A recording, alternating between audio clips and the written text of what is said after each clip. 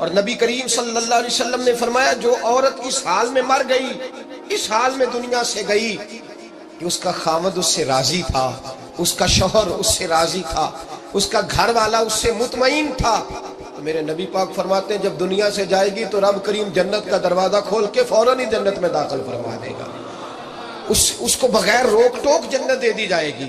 شرط یہ ہے کہ وہ جب دنیا سے جائے تو اس حال میں جائے کہ اس کا خاوند اس سے شکوے نہ کرتی پھرے، شکایتیں نہ کرتی پھرے، شکایتیں نہ کرے۔ ہمارے زمانے میں شکایتیں ہوتی ہیں اور خواتین عورتیں اس بات کو سمجھتی نہیں کہ اللہ نے جو میرے نصیب میں رکھا تھا اور جو خامد رب نے میرے لیے پسند کیا تھا وہ اللہ نے مجھے عطا فرما دیا ہے۔ وہ شکوے کرتی ہیں، شکایات کرتی ہیں، اور دوسری عورتوں کو سامنے رکھ کے وہ فلاں کے حصے میں یہ چیز آئی، فلاں کے حصے میں یہ چیز آئی، فلاں کا خامد یوں کرتا ہے، شکوہ کرتی ہے۔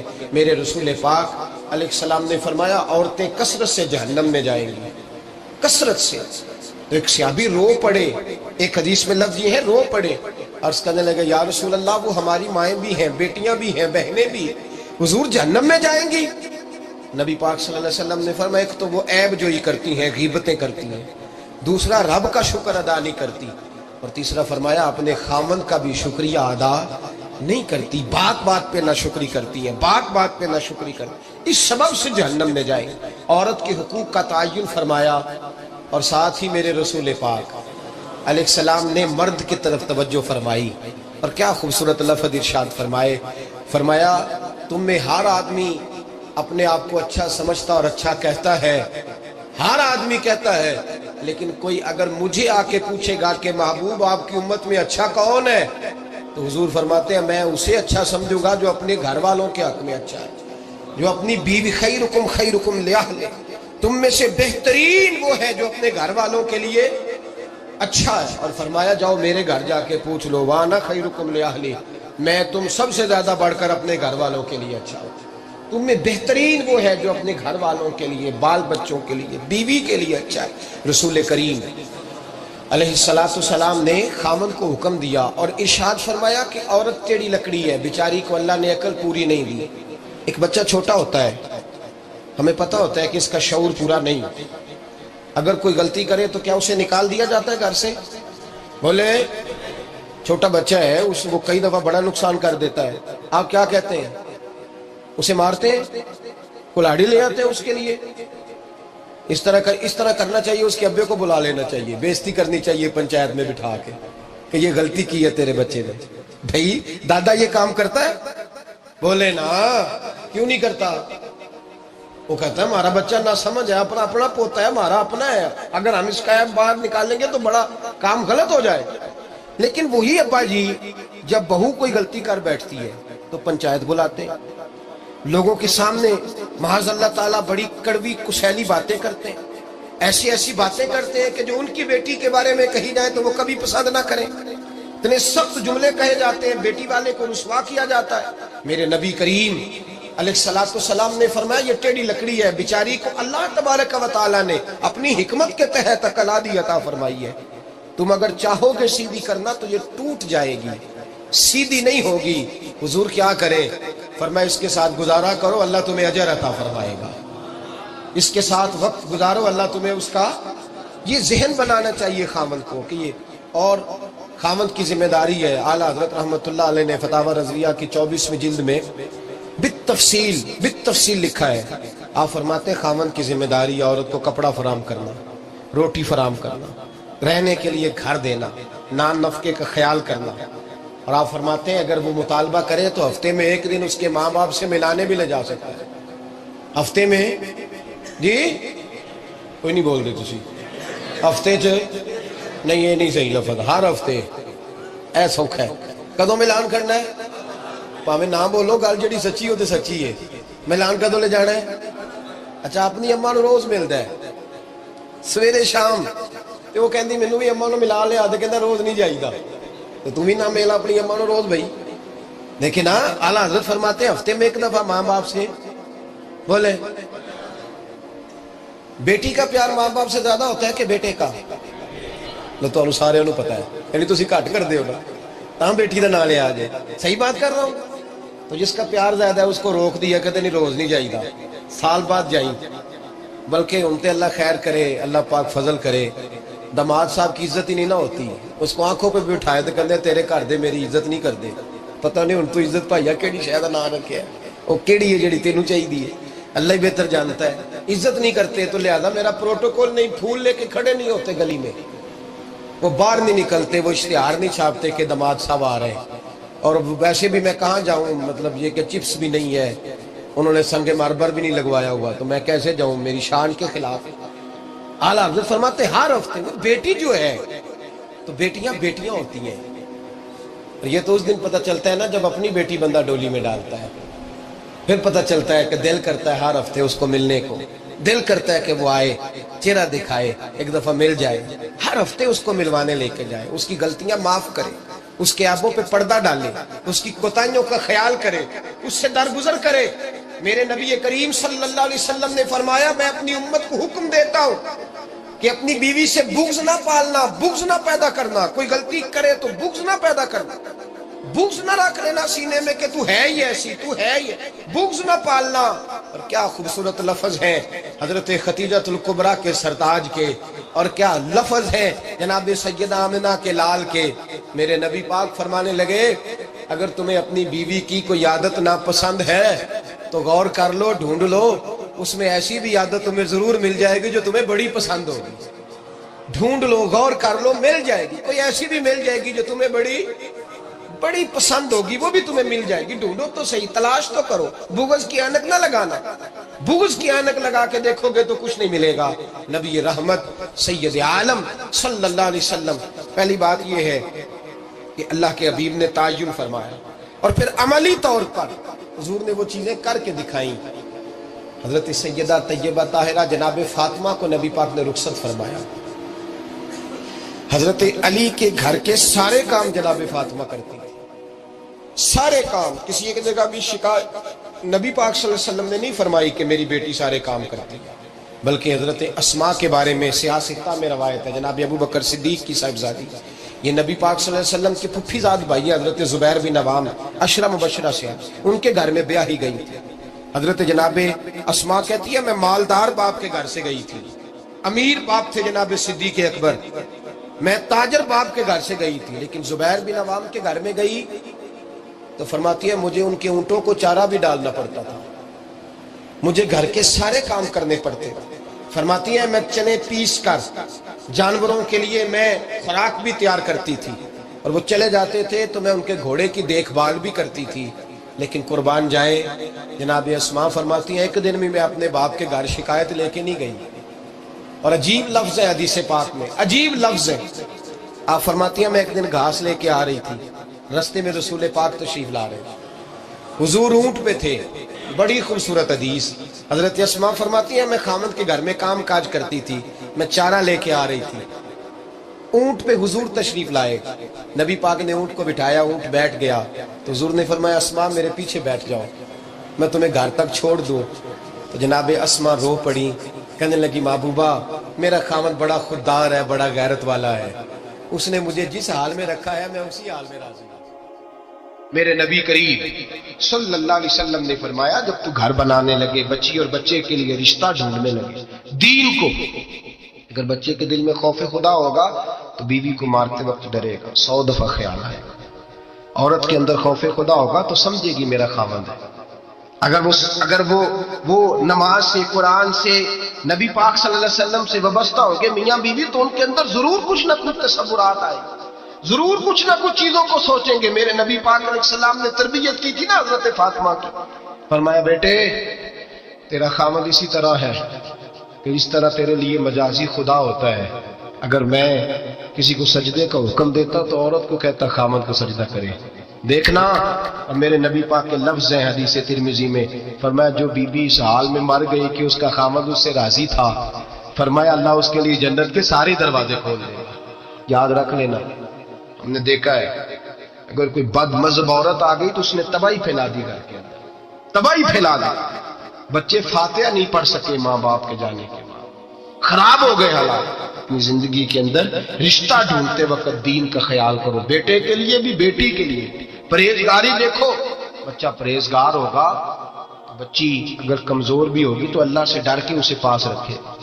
جو چیزیں ہم دیکھتے ہیں پھر ان کی بنیاد، تو سب سے پہلے گھر اس لیے ٹوٹتا ہے کہ گھر کی بنیاد صحیح نہیں ہوتی. اس کی بنیاد دولت ہے، اس کی بنیاد حسن ہے، اس کی بنیاد دنیا داری ہے، اس کی بنیاد، میں کہتا ہوں اب شادیاں نہیں ہوتی، تجارتیں ہوتی ہیں، کاروبار ہوتے ہیں. اب لوگ کہتے ہیں چلو یہ بھی ساتھ آ جائے گا، یہ بھی. اس بھٹی میں نہ جھونکو، یہ زندگی کا فیصلہ ہے. لڑکا طلاق دے کے بھی پاک کا پاک ہی رہتا ہے، اور بیٹی کی منگنی بھی ٹوٹ جائے تو لوگ کہتے ہیں کوئی نہ کوئی بات تو ہوگی. ایسے تھوڑی ہو جاتا ہے. بیٹیوں تمہیں رسوا کیا جا رہا ہے، بہنوں تمہاری عزت سے کھلواڑ ہو رہا ہے، تمہیں بازار کی زینت بنا کے تمہارے اصل مقام سے تمہیں گرایا جا رہا ہے. تم سمجھ رہے ہم جدید ہو گئی، لیکن تمہارا نقصان ہو رہا ہے، تمہیں رسوا کیا جا رہا ہے. آؤ در رسالت مآب پہ، آؤ میرے نبی پاک کے دروازے پہ. میرے حبیب نے فرمایا جس بی بی میں 4 خوبیاں ہوں. کتنی ہوں جی؟ یہ آپ نے دعا کرنی، اللہ کرے میری بیٹی میں 4 خوبیاں آ جائے، اللہ کرے میری بہن میں 4 خوبیاں آ جائے، اللہ کرے ہماری گھر کی مستورات میں، اونچا آمین کہیے، سب میں 4 خوبیاں آ جائے، اللہ کرے بھر جائے 4 خوبیاں. میرے حبیب نے فرمایا جو بی بی ضروریات دین کا علم جانتی ہو، دوسری خوبی اس بی بی کے اندر یہ ہو کہ وہ بی بی اپنے خامن کو راضی کرنے والی ہو. تیسرا فرمایا اس بی بی میں خوبی یہ ہو کہ اللہ کے محرمات کا خیال رکھتی ہو، حرام میں نہ پڑتی ہو. چوتھا فرمایا پردے کی پابند ہو. فرمایا جیسے ہی وہ مرتی ہے عرش کا مالک اس سے حساب ہی نہیں لیتا، اسے بغیر حساب کتاب ہی جنت عطا فرما دیتا ہے. جو پردے کی پابند ہو، خامد راضی ہو، محرمات سے بچتی ہو، فرمایا وہ بی بی اللہ تبارک و تعالیٰ اس سے کوئی حساب کتاب بغیر حساب کے اللہ اس کو جنت میں داخل کر دیں گے. رب حساب نہیں پوچھے گا. اللہ کرے میری بیٹی بھی بغیر حساب جنت جائے، مائیں بہن بیویاں بغیر حساب جنت میں جائیں. اللہ کرے ہم سب کے گھروں میں جتنی عورتیں ہیں ان سے کوئی حساب نہ لیا جائے، بغیر حساب ہی جنت میں جائیں. پھر انہیں پردے کا پابند کرو، پھر انہیں شوہر کی تعظیم سکھاؤ، پھر انہیں حرام سے بچنا سکھاؤ، پھر انہیں رسول اللہ صلی اللہ علیہ وسلم کی بیٹی کا اسوہ نور سکھاؤ، پھر انہیں حضرت عائشہ کی سیرت پڑھاؤ، پھر حضرت خدیجہ الکبریٰ کا طریقہ بتلاؤ، پھر انہیں رسول اللہ کی کنیزائیں بناؤ. اللہ کرے ہم یہاں سے جمعہ پڑھ کے جائیں تو ہمارے ہاتھ میں ایک برقع بھی ہو، ہمارے ہاتھ کے اندر جو ہے وہ ایک بڑی چادر بھی ہو. اماں کو کہے اماں یہ چادر رکھ، اس سے نقاب اوڑھ کے نکلنا. اللہ کرے چودھری صاحب سرپنچ صاحب کی پنچایت میں کوئی ایسا مقدمہ بھی آئے جو آ کے کہے میں بیوی نہیں رکھ سکتا، یہ پردہ نہیں کرتی، یہ کہیں مجھے بھی عذاب میں مبتلا نہ کرے. اللہ کرے شوہر اس طرح کا غیرت مند بنے، وہ کہے خبردار خبردار، اگر تو دروازے سے نکلی اعلیٰ حضرت امام اہل سنت مجدد دین و ملت میرے اعلیٰ حضرت سے کسی نے پوچھا تھا کہ حضرت جی بی بی نعت پڑھ سکتی ہے؟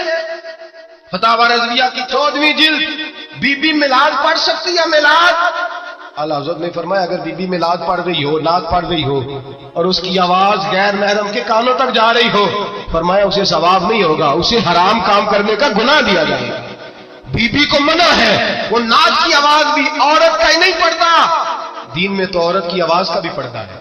دین میں تو عورت کی حضرت سیدہ زینب، حضرت فاطمہ کی وہ لخت جگر جو میدان کربلا میں امام حسین برابر کی شریک رہی سیدنا امام حسین کے ساتھ.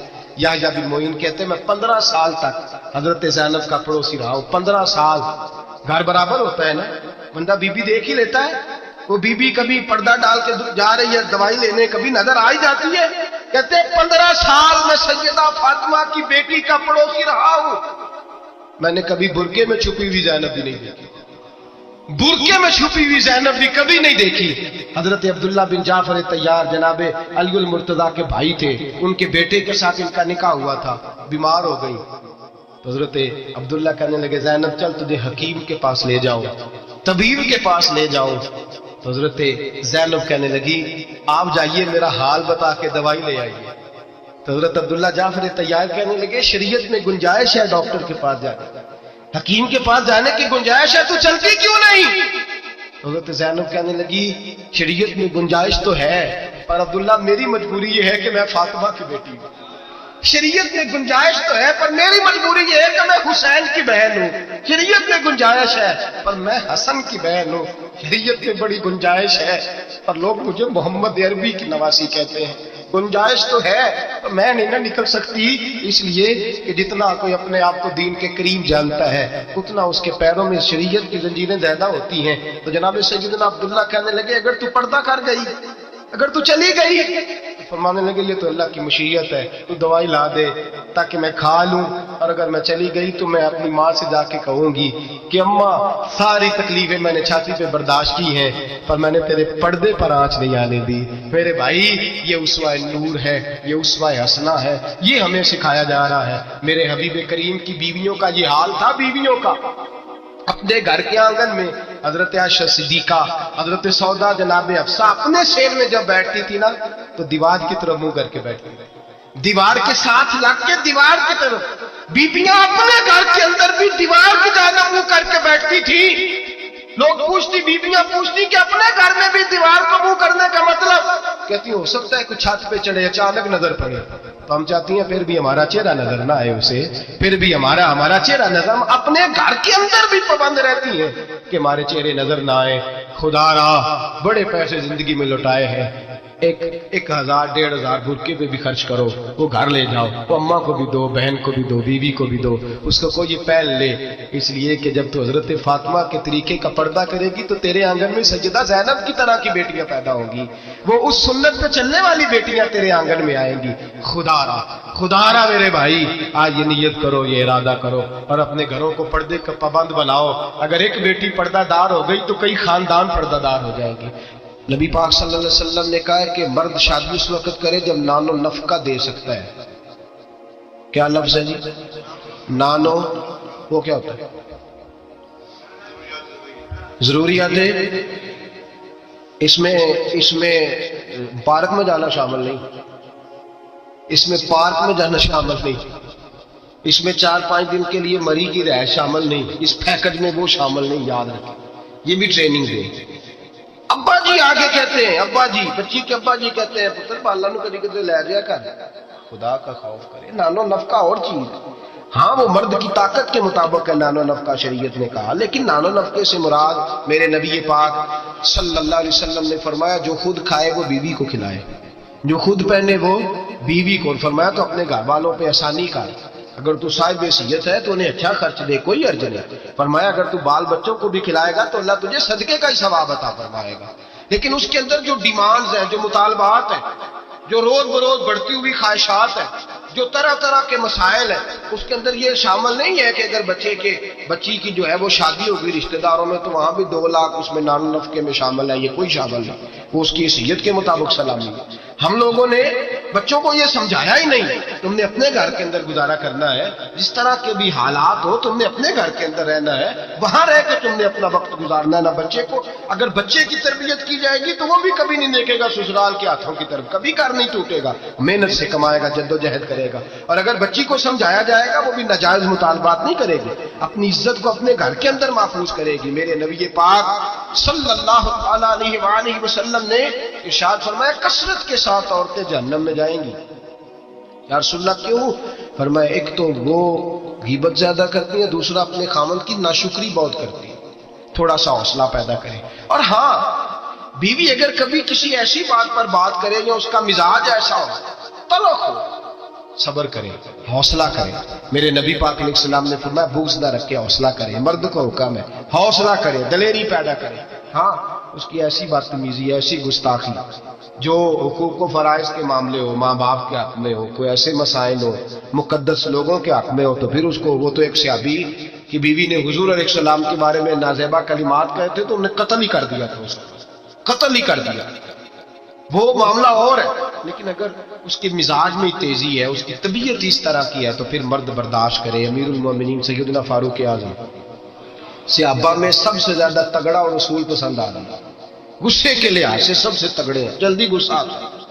ایک شخص کہتا ہے میری بھارے تگڑے قبیلے میں شادی ہو گئی، بیوی میری بڑی سخت تھی، اس کے لب و لہجے میں بڑی سختی تھی، وہ قبیلہ بڑا مالدار تھا تو میں بات نہیں کرتا تھا، ایک دن میری بیوی نے بڑے سخت جملے کہے تو میں جناب عمر کے پاس آ گیا۔ توجہ ہے آپ دوستوں؟ کہتے حضرت عمر کے پاس آیا تو میں نے دروازے پہ دستک دی، بیوی کی شکایت کرنے آیا کہ ذرا مہربانی کریں، تو کہتے جناب عمر اندر سے اٹھے تو ان کی زوجہ بولنے لگی، کہنے لگی بس آ گیا آپ کو کوئی بلانے والا؟ ابھی 5 منٹ نہیں ہوئے تھے آپ کو آئے، سارا دن آپ مسجد میں رہتے، ساری رات آپ چہرے پہ نقاب ڈال کے گلیوں میں گھومتے، اتنی ڈیوٹی آپ کرتے ہیں، گھر یہ میرا اکیلی کا ہے، بچے میری تنہا کے، آپ کو کچھ خیال ہونا چاہیے، کچھ توجہ کریں۔ وہ شخص کہتے ہیں وہ بی بی بولتی رہی اور جناب عمر ہنستے رہے، اور ان کی مسکراہٹ بھی میں سن رہا تھا۔ جب آپ بہت زیادہ مسکرائے نا تو وہ بھی مسکرانے لگے، زوجہ بھی مسکرانے لگی اور کہنے لگی اب کیا کہتے ہو؟ تو جناب عمر کہنے لگے کیا یہ رہا ہوں کہ اگر تیری بات ختم ہو گئی ہے تو میں جاؤں، اور اگر ہے تو میں کھڑا ہوتا ہوں، سنا لے کوئی اور بھی ہے تو۔ یہ بات کہہ کے باہر آئے نا جناب سیدنا عمر فاروق، تو وہ شخص کھڑا تھا، آپ نے فرمایا کیسے آئے ہو؟ کہنے لگا حضرت جی میری اڈی تے نہیں ڈاڈی، میں تو آیا تھا اپنی بات کرنے، تو یہ تو لفظ زیادہ سخت ہے، وہ اتنی سخت نہیں ہے جتنی یہ ہے، ذرا قبیلہ سخت ہے، تو میں شکایت کرنے آیا تھا، تو یہ تو آپ کا معاملہ بھی اسی طرح کا ہے۔ جناب عمر کا جو جواب ہے بڑا قیمتی ہے، آپ نے فرمایا میری بیوی میری ہر طرح کی خدمت کرے، لفظوں کا حسن دیکھیے، ایسے نہیں کہ بیوی کوئی کام بھی نہ کرے اور مفت کی چڑھائی کرے، وہ بھی درست نہیں ہے۔ فرمایا میری بیوی میری ہر طرح کی خدمت کرتی ہے، میں گھر نہیں ہوتا تو میرے بستر کو پاک رکھتی ہے، کسی کی ضرورت نہیں میرے بستر کو دیکھ بھی جائے، میرے بچوں کو جب میں بستر پہ بلاتا ہوں آتی ہے، میرے بچوں کا خیال رکھتی ہے، میں باہر ہی رہتا ہوں گھر کے، لیکن گھر کی ذمہ داریاں ساری اس نے اپنے کندھوں پہ لے لی ہیں۔ فرمایا میرے مزاج میں جلال ہے، میں روز اونچا بولتا ہوں تو سنتی ہے، میری بیوی ہے، میں اس کا لباس وہ میرا لباس ہے، کبھی کبھی وہ اونچا بولتی ہے تو میں بھی سن لیتا ہوں، بیوی جو میری ہے میری بیوی ہے نا۔ جملہ میرے اعلیٰ حضرت کا ہے اور اعلیٰ جملہ ہے، اگر آپ کی سمجھ میں آ گیا تو ٹھیک، ورنہ وضاحت ہو نہیں سکتی، جگہ ایسی ہے کہ وضاحت نہیں ہو سکتی۔ اعلیٰ حضرت فرماتے ہیں جب میاں بیوی ہوتے ہیں، اس رشتے میں کوئی ان کے پاس وہ کسی کے سامنے نہیں ہوتے، عجیب معاملہ ہے کہ جب جھگڑا کرتے ہیں تو ساری دنیا کو بتاتے ہیں، لڑائی کرتے ہیں تو ساری دنیا کو شامل کر لیتے ہیں، جب تو میاں بیوی تھا تو کوئی شامل نہیں تھا۔ فرمایا تو اس کا لباس ہے، وہ تیرا لباس ہے، تو اپنے جھگڑے میں بھی اب کسی کو شامل ہے، بہت مجبوری بن جائے تو قرآن نے حکم دیا ہے کہ 2 ادھر سے لوگ بلاؤ 2 ادھر سے حکم بلاؤ، وہ بہت مجبوری، لیکن ہر بات کی شیئر کرنا۔ اب آخری بات سن لیں اس عنوان پر کہ گھر کیوں ٹوٹتا ہے۔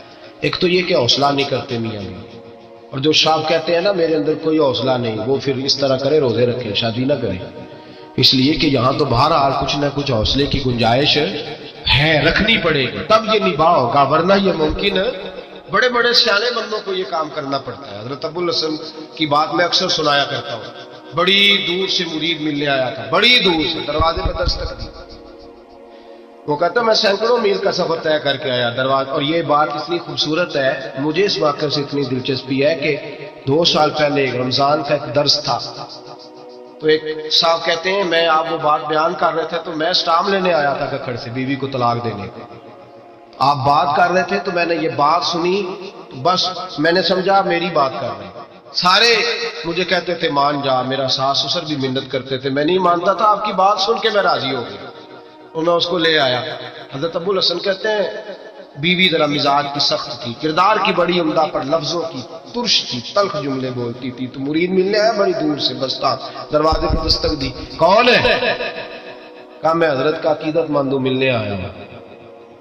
تو اس نے کہا کہ وہ کسی جنگل میں اللہ اللہ کر رہا ہوگا، تو بھی ویلا ہی ہے جس طرح وہ ویلا ہے، فارغ ہے بالکل، تو بھی اسی کی طرح کا، کہ جنگل میں ہوگا وہ ہو کرتا، جا تو بھی بیٹھ جا پاس جا کے، سارے فارغ اسی کے پاس بیٹھے رہتے ہیں۔ حضرت ابو، اور یہ کون ہے؟ محمود غزنوی کے پیر ہے۔ محمود غزنوی کو کرتا دیا، کہا مشکل پڑ جائے تو میرے کرتے کے وسیلے سے دعا کرنا، اللہ حل کر دے گا۔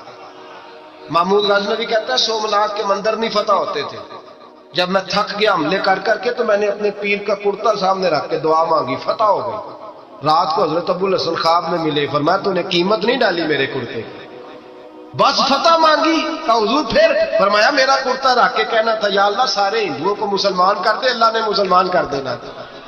اتنا بڑا شخص، اور گھر میں آ کے دستک دی تو بیوی کہتی ہے کون ہے؟ کہا ملنے آیا تھا، تو بھی فارغ ہے؟ اس نے کہا جی میں تو بڑی دور سے آیا ہوں۔ کہا وہ جنگل میں ہوگا، کہا ہو کر رہا ہوگا، تو بھی جا اس کے پاس، کرو جو دل میں آتا ہے۔ تو کہتے ہیں میں نے کہا کچھ بھی نہیں بیچارہ، جس کا گھر ہی حال کوئی نہیں، تو کچھ بھی نہیں ہے، کوئی شے نہیں، چھوڑو، لیکن اب آیا ہوں بڑی دور سے تو ملنا تو پڑے گا۔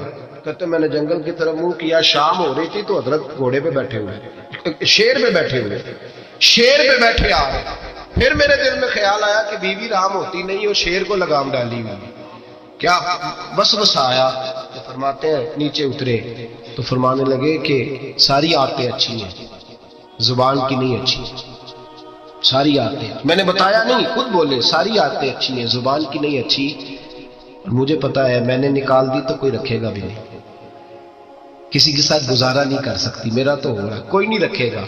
فرمانے لگے میں اس بد زبان سے حسن سلوک کرتا ہوں، اللہ نے بے زبان مخلوق میری فرما بردار کر دی، یہ جو میں بیٹھا ہوں یہ میری ریاضت کی وجہ سے نہیں، اس بد زبان سے حسن سلوک کرتا ہوں تو یہ بے زبان میری تابعدار ہے، میں نے نکال دی تو گزارا۔ حوصلہ کرے، دلیری پیدا کرے، اپنے مزاج کے اندر قوت پیدا کرے، جو بات پہ پھٹ پڑے اس کا ضرب کمزور ہوتا ہے۔ بہرحال بس آخری بات سنیں، وہ یہ ہے کہ جو خارجی لوگ ہوتے ہیں وہ بڑا مسئلہ پیدا کرتے ہیں، لڑکی کے ماں باپ اور لڑکے کے ماں باپ۔ میں تو منت کرتا ہوں ماں باپ کی، منت کرتا ہوں خدا را ان کو بسنے دے، مہربانی کرے ان کو بسنے دے، ان کو وقت گزارنے دے۔ وہ ناراض ہو گئے، میاں صاحب نے کوئی برا بھلا کہا، تو انسان کا مزاج ہے، وہ جب دکھی ہوتا ہے تو کسی کو دکھ سناتا ہے۔ تو اس نے بیوی نے فون کر دیا اپنی بہن لاہور والی کو کہ میرا میاں، تو اس نے کہا میں تو پہلے ابا جی نے کیا سی یہ بندے نہیں چنگے، میرا تو میں جیسے کہتی ہوں ویسے ہی کرتا ہے۔ میری بہن حوصلہ کار، میں تو اس دن بھی آئی تھی تو فلانی عادت مجھے بڑی بری لگی تھی، تو میں تو تیرا گھر ہے، تو اس نے اور بارود بھر دیا، لاہور بیٹھ کے ایسی تیلی پھینکی ہے کہ ساری رات گھر جلتا رہے گا۔ او خدا را معافی دے دو ان کو معافی دو، تم نے تو دور رہ کہ ان کو غلط گائیڈ کرنا ہے تو انہوں نے کٹھے رہنا ہے۔ یہی حال لڑکے کے دوست نے اپنے دوست سے کہا یار بھابی تمہاری بات نہیں سنتی، تو اس نے کہا یار چھوڑ، تو نے کہا شادی کر لیا میرے والی، میں گھر جاؤں تو سانس بند ہو جاتے، چاہے پوچھتی بھی نہ ہو سیدھے منہ سے، جھوٹ بولے گا، اس کا گھر تباہ کرے گا، حالات خراب کرے گا، چاہے روز اس کا حال اپنا برا ہوتا ہو۔ چاہیے کیا؟ میرے نبی کریم علیہ السلام نے فرمایا دو لوگوں کی صلح کرانے کے لیے تجھے غلط بات کہنی پڑتی ہے تو کہہ دے، اللہ تجھے اس پہ بھی اجر عطا فرمائے گا۔ ان کو کہے کہ یار کوئی بات نہیں، انسان کے کبھی رویے کچھ ہوتے ہیں، کبھی کچھ ہوتے ہیں، کبھی اندر کوئی ٹینشن ہوگی تیرے ساتھ، ان کو اچھا گائیڈ کرے، اس لیے کہ ان دونوں نے اکٹھے رہنا ہے، تم نے تو فطور ڈال کے نکل جانا ہے۔ میرے نبی پاک علیہ السلام کی حدیث سنے، حضور نے فرمایا لعنتی ہے وہ شخص جو مرد کو عورت کے خلاف اکساتا ہے اور عورت کو مرد کے خلاف اکساتا ہے، وہ لعنتی ہے، وہ کوئی بھی، مائیں بھی اور باپ بھی اور بہنیں بھی، سارے اس بات کا خیال کرے، غلط فکرے دماغوں میں نہ چھوڑے۔ آپ اپنا گھر بسائیں گے، سائڈ پہ ہو جائیں گے، یہاں تباہی اتر جائے گی۔ مہربانی کریں، گھر ٹوٹتا تب ہے جب بار والے فساد برپا کرتے ہیں۔ میں ایک جملہ اکثر کہا کرتا ہوں، میاں بیوی کا اپنا جھگڑا نہیں ہوتا، جب بھی ہوتا ہے کسی تیسرے کی وجہ سے ہوتا ہے، اور جب گھر ٹوٹ جاتا ہے تو مصیبت اس کے لیے ہوتی ہے، خامند کے لیے یا بیوی کے لیے۔ اور یہ جو گھر ٹوٹتے ہیں تو سب سے زیادہ شکار وہ نونہال ہوتے ہیں جن کو باپ کی بھی ضرورت ہوتی ہے، ماں کی بھی ضرورت ہوتی ہے۔ وہ خامند بھی نئی بیوی لے آیا، ماں نے بھی نیا بیاہ رچا لیا، لیکن بچے ترستے روتے ہیں کہ خدایا یہ کبھی کٹھے ہوتے، گھر ٹوٹ گیا، خاندان بکھر گئے، رشتے برباد ہو گئے، اور پھر اس کا نقصان کل کو اس بچی کی جب شادی ہوتی ہے تو اس کے بھی گھر والے پوچھتے ہیں ان کی طلاق کیوں ہوئی، کیوں ان کے ماں باپ آپس میں علیحدہ ہوئے، کہاں تک اس گھر کے ٹوٹنے کا اثر جاتا ہے، کہاں تک یہ تباہی اترتی ہے۔ میرے نبی کریم علیہ السلام نے گھر جوڑنے کا حکم دیا، فرمایا طلاق دینا جائز ہے پر اللہ کو پسند نہیں۔ خدا را اپنے تصورات کے اندر روشنی صحیح پیدا کرے۔ اور ایک بات اگر نہ کروں تو موضوع مکمل نہیں ہوتا۔ میرے نبی کریم علیہ السلام نے ایک دن صحابہ سے پوچھا بتاؤ بہترین عورت کون سی ہوتی ہے؟ آکسفورڈ کی پڑھی ہوئی جی، پنجاب یونیورسٹی جس نے ایم فل کا مقالہ لکھا ہو، پی ایچ ڈی ہو جس نے پی ایچ ڈی کی ہو نمل یونیورسٹی سے، یا کراچی یونیورسٹی کی ڈگری ہولڈر ہو کہ باہر سے ایم بی بی ایس کر کے آئی ہو، کون افضل ہوتی ہے؟ کہ یا جو اچھی گفتگو کرے، نماز پڑھے، عبادت کرے وہ افضل؟ کوئی تو ایسی وجہ ہوگی نا۔ صحابہ سے حضور نے سوال پوچھا تو صحابہ نے بھی مختلف جوابات دیے۔ کسی نے کہا حضور پنجگانہ نماز پڑھنے والی، میں بات تمہاری ٹھیک ہے پر تو میری مراد کو نہیں پہنچی۔ ایک نے کہا یا رسول اللہ صلی اللہ علیہ وسلم پردہ کرنے والی، فرمایا بات تمہاری ٹھیک ہے پر تم میری مراد کو نہیں پہنچے۔ ایک نے کہا حضور باپ پردہ عورت، فرمایا بات تمہاری ٹھیک ہے پر تم میری مراد کو۔ حضرت علی کہتے ہیں بیٹھا میں بھی تھا بیچ، لیکن میں بھی مراد کو سمجھ نہیں پا رہا تھا، حالانکہ شہر علم کے دروازے کا نام مولا علی ہے۔ فرماتے ہیں اس وقت اللہ کی حکمت تھی کہ جواب کوئی اور دے، تو حضرت علی کہتے ہیں قد بھی میرا چھوٹا تھا، بیٹھا بھی میں پیچھے تھا، تو تھوڑی گردن اور جھکا کے نا تو میں نکل گیا اور فاطمہ کے حجرے میں پہنچ گیا۔ تو میں نے کہا فاطمہ حضور نے ایک سوال پوچھا ہے تو صحابہ جواب دے رہے ہیں، پر حضور کہتے ہیں تم میری مراد کو نہیں پہنچے، ذرا جلدی سے جواب نہیں دیتی۔ تو خاتون جنت ہنس پڑی، فرمانے لگی میں جواب دوں؟ آپ کو بھی کہا ہاں دیں جواب کا کیا؟ فرمانے لگے بتاؤ سب سے بہترین عورت دنیا کی کون سی، سب سے بہترین؟ تو جناب فاطمہ کہنے لگی سادہ سا جواب تھا، آپ لوگوں کو آیا کیوں نہیں؟ کہا چلو بتاؤ۔ جناب فاطمہ فرمانے لگی دنیا کی سب سے بہترین بیوی وہ ہے جس کو نہ کبھی غیر محرم نے دیکھا ہو، اور اگلے لفظوں پہ غور کرنا، نہ کبھی غیر محرم نے اسے دیکھا ہو اور نہ اس بی بی نے کبھی کو غیر محرم دیکھا ہو۔ یہ کوئی پردہ نہیں کہ بی بی کہتی ہے جناب میں تو چہرہ ڈھانپ کے نکلی تھی، باقی میں دکاندار سب سے بات چیت کر آئی، سب کے چہرے دیکھ آئی۔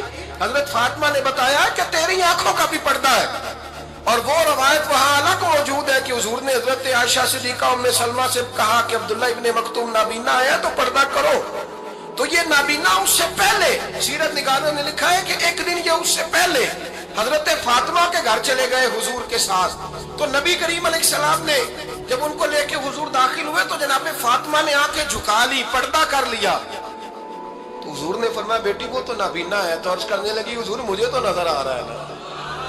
یعنی حضور نے جو ازواج کو کہا وہ بات کی، جناب فاطمہ کا جو انداز ہے وہ نرالا ہے۔ تو حضرت علی کہتے ہیں جناب فاطمہ نے جواب دیا کہ بہترین عورت وہ جس نے نہ کبھی غیر محرم دیکھا ہو اور نہ غیر محرم نے کبھی، وہ بی بی نے بھی کبھی غیر محرم بندہ نہ دیکھا ہو، دیکھا ہی نہ ہو اس نے۔ یہ پوائنٹ ذرا مشکل ہے، سمجھنے والا ہے۔ تو حضرت علی کہتے ہیں میں وہاں سے گردن جھکائی اور بیچ آ کے بیٹھ گیا، بات ابھی جاری تھی۔ حضور نے فرمایا آتا ہے کسی کو جواب؟ تو کہتے ہیں میں نے آنکھ کھڑا کیا، میں نے کو حضور آتا ہے، تو حضور مسکرا پڑے، فرمایا چل بتا۔ میں نے عرض کی حضور بہترین عورت وہ ہے کہ نہ کبھی اسے غیر محرم نے دیکھا ہو نہ اس نے کبھی غیر محرم دیکھا ہو۔ تو حضرت علی کہتے ہیں شاباش مجھے ملنی چاہیے تھی نا۔ حضور مسکرا پڑے، کہنے لگے میں نے تو پہلے ہی کہا ہے فاطمہ تو بدعت منی، فاطمہ میرے جگر کا ٹکڑا ہے، میں نے تو بڑا پہلے کہہ دیا ہے۔ تو کہتے ہیں صحابہ میری طرف دیکھنے لگے کہ یہ تو تعریف فاطمہ کی ہونے لگ گئی ہے۔ تو میں نے کہا کیا کریں؟ اس محبوب کو بتایا ہے جس کے لیے اللہ نے کوئی پردہ رکھا ہی نہیں، سارے پردے کھول دیے۔ حضرت فاطمہ کے وصال کا وقت آیا، انتقال کا، تو حضرت اسماء بنت امیس کو بلایا اور بلا کے فرمانے لگی تو مجھے غسل دینا اور سوائے میرے شوہر مولا علی کے کسی اور سے مدد بھی نہ لینا۔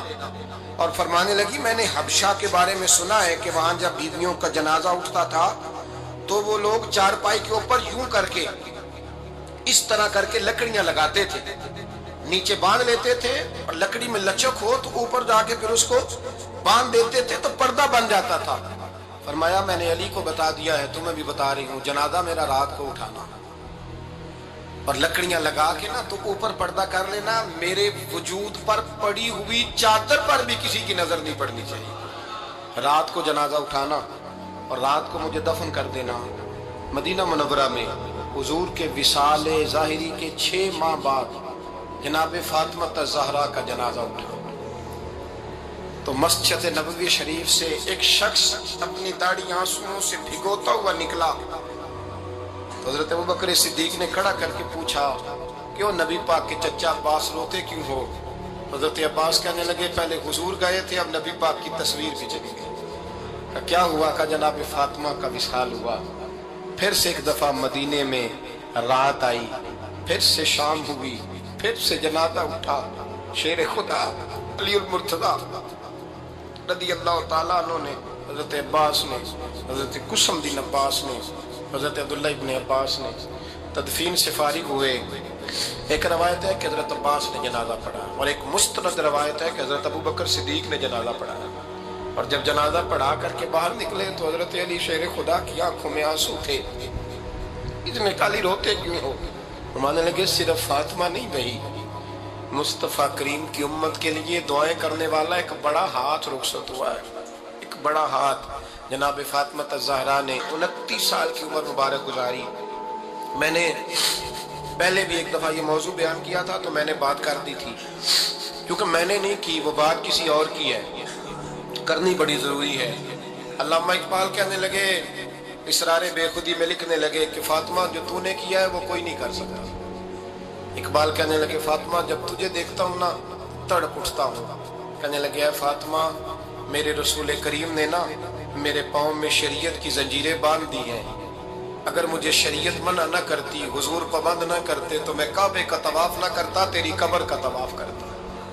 فاطمہ تو نے 29 سال میں وہ انقلاب برپا کیا، امت پر وہ رحمت کی۔ علی کے گھر کی ہے عزت، علی سے سنتے ہیں، نبی کے گھر کی ہے عزت، نبی سے سنتے ہیں۔ وہ جس نے معزز کیا گھرانے کو، حسین پال کے جس نے دیا زمانے کو۔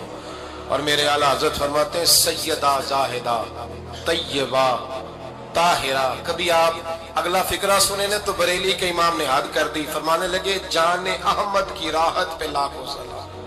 جان احمد کہتے ہیں نبی پاک کی جو جان ہے وہ سیدہ فاطمہ ہے، اور صرف جان نہیں، یہ وہ والی حضور کی جان ہے جس سے نبی پاک سکون حاصل کرتے ہیں، راحت حاصل کرتے ہیں۔ جان احمد کی راحت پہ، اور اس کا ایک ترجمہ یہ ہے کہ نبی پاک کی جان کو سکون حضرت فاطمہ کی وجہ سے ملتا ہے۔ جان احمد کی راحت پہ لاکھوں سلام۔ اور حضرت حسنین کریمین کا ذکر کرتے ہوئے فرماتے ہیں آب تطہیر سے جس میں پودے جلے۔ حضرت فاطمہ کے بارے میں کچھ روایتوں میں یہ آتا ہے کہ عورتوں کی طرح انہیں حیض نفاس نہیں آتا تھا، اللہ نے پاک پیدا فرمایا، اور مولا علی تو پہلے ہی پاک ہے۔ تو فرماتے ہیں یہ جو بچے ہوئے نا یہ آب تطہیر سے جس میں پودے جلے، یہ بریلی کے امام کی محبت ہے سیدہ فاطمہ سے اور حسنین کریمین۔ نبی کریم صلی اللہ علیہ وسلم نے فرمایا جب تم میں سے کوئی پیشاب کرے تو اپنا عضو اپنے دائنے ہاتھ سے نہ پکڑے، نہ دائنے ہاتھ سے طہارت کرے، نہ پانی پیتے وقت برتن میں سانس لے۔ اے اللہ کے رسول صلی اللہ علیہ وسلم، اللہ کے ہاں سب سے بڑا گناہ کون سا ہے؟ آپ نے فرمایا یہ کہ تم اللہ کے ساتھ شریک بناؤ، حالانکہ اسی اللہ نے تمہیں پیدا کیا ہے۔ اس نے پوچھا پھر کون سا؟ فرمایا یہ کہ تم اپنے بچے کو اس ڈر سے قتل کر دو کہ وہ تمہارے ساتھ کھائے گا۔ اس نے پوچھا پھر کون سا؟ آپ نے فرمایا یہ کہ تم اپنے پڑوسی کی بیوی سے زنا کرو۔ اللہ تعالیٰ نے اس بات کی تصدیق میں یہ آیت نازل فرمائی، جو لوگ اللہ کے ساتھ کسی اور کو معبود بنا کر نہیں پکارتے اور کسی جان کو جیسے قتل کرنا اللہ نے حرام ٹھہرایا ہے، حق کے بغیر قتل نہیں کرتے، اور جو زنا نہیں کرتے وہی رحمان کے مومن بندے ہیں، اور جو ان کاموں کا ارتکاب کرے گا وہ سخت گناہ کی سزا سے دوچار ہوگا۔ حضرت علی بن طلق رضی اللہ تعالیٰ عنہ کہتے ہیں کہ رسول اللہ صلی اللہ علیہ وسلم نے فرمایا نماز کے دوران میں جو کوئی اس کی مارے یعنی بغیر آواز کے اس کے مقعد سے ہوا خارج ہو تو چاہیے وہ نماز چھوڑ کر چلا جائے، وضو کرے اور نماز دہرائے۔